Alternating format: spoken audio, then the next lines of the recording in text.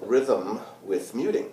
So a rhythm study, for those of you who have this in your manuscript book already here at the school, what we're going to do is basically incorporate 8th note and 16th note mutes in between chords with this particular example. So let's go over that first. So 8th notes would be 1 and 2 and 3 and 4 and. 16th notes would be 1 E and a 2 E and a 3 E and a 4 E and a.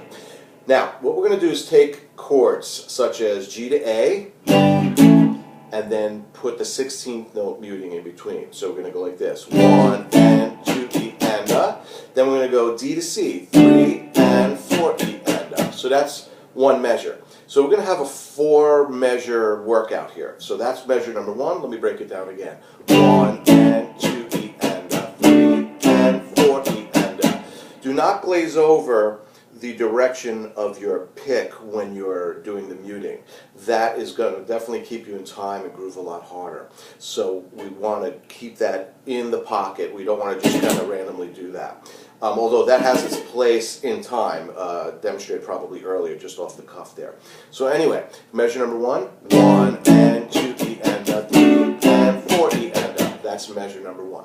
Measure number 2 is going to go G to A again. 1 and 2 is a mute, and on the end of 2 we're going to come up with an upstroke on C, and then mute again, and then up on D, and let it ring for the count of 4. So that's going to go 1 and 2 and 3 and 4. So once again, 1 and mute on the down, and mute, and let it ring. So the count: 1 and 2 and 3 and 4. Okay, so that's measure number 2. Measure number 3 is repeating the first one again. 1 and 2 and then measure number 4 is basically hitting the A chord and letting it ring. And have fun with that too. You can kind of drag it and let it slide. So here it is in context. 1, 2, 3, 4.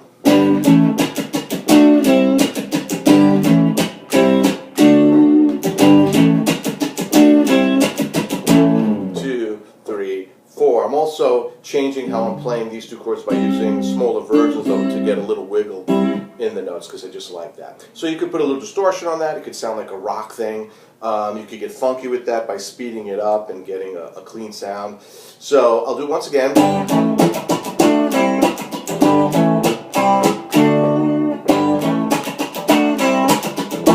2, 3, 4. Okay, another example, speed it up a little bit.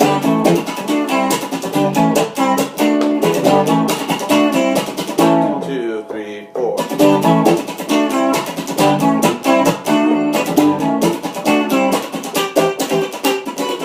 And you could add and take away from that. So that's an example of kind of getting a little funkier with it, with the chicka chicka rhythm. Again, make it any style. This is used in so many aspects of music. In a rock thing, you know, you could have like a typical like Wild Thing type of riff.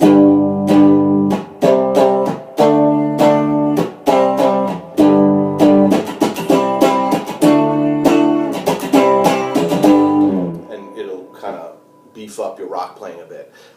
There's a lot of music out there with that in there, so keep your ear open, and look forward to seeing you again, and until then, just keep strumming.